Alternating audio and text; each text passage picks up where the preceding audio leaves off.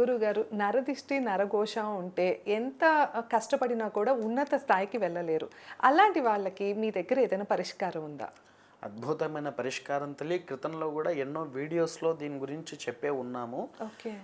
ఏ మనిషికైనా సరే తొందరగా నరఘోష పోవాలనుకుంటే చాలామంది ఏం చేస్తారు, కొంతమంది గుమ్మడికాయలు, పట్టికను, కళ్ళమంద ఇలా ఎన్నో ఎన్నో తీసుకువస్తారు, గుమ్మాలకు వేలాడదీస్తారు. కానీ ఒకటి మీరు షాప్లోకి వెళ్ళి ఒక ఎర్ర దారం కొనుక్కోండి.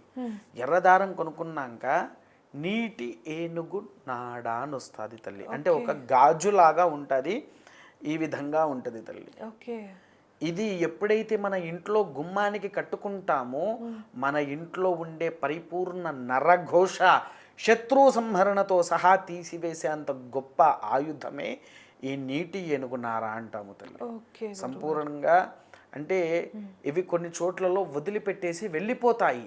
అవి మేము సేకరించి పూజల్లో పెట్టేసేసి మా గుమ్మాలకు మేము కట్టుకునేటువంటి వారు. విన్నారా? అలా ఎవరికైనా కావాలంటే నా మిత్రులు వీళ్ళు ఉన్నారు కాబట్టి వారికి పంపించేటివని వాళ్ళు ఇంటికి కట్టుకునేటువంటి వారు. ఇప్పుడు మీరు కూడా ఇది ఎన్నోసార్లు మీకు క్రితంలో ఎన్నో వీడియోలో చెప్పాను కాబట్టి చూపిస్తున్నాను. ఎందుకంటే అందరికీ అర్థం కావాలి. అందరూ ఏవో కట్టేసుకుంటూ ఉంటారు. ఒక్కసారి నీటి ఏనుగు నారను మీ ఇంటి ముందు కట్టి చూడండి. మీ ఇంట్లో ఉండేటువంటి నరఘోష ఎంత తొందరగా రిలీఫ్ అయిందనేది మీకే తెలుస్తుంది. ఆఫీస్కి కూడా పెట్టుకోవచ్చా గురుగారు? ఆఫీస్ అయినా సరే తల్లి, షాప్స్ అయినా, లేకపోతే వ్యాపారాలు, ఇంకా పెద్ద పెద్ద వ్యాపారాల్లో అయినా, ఇండస్ట్రీస్కి అయినా, దేనికైనా సరే ఇది కట్టండి.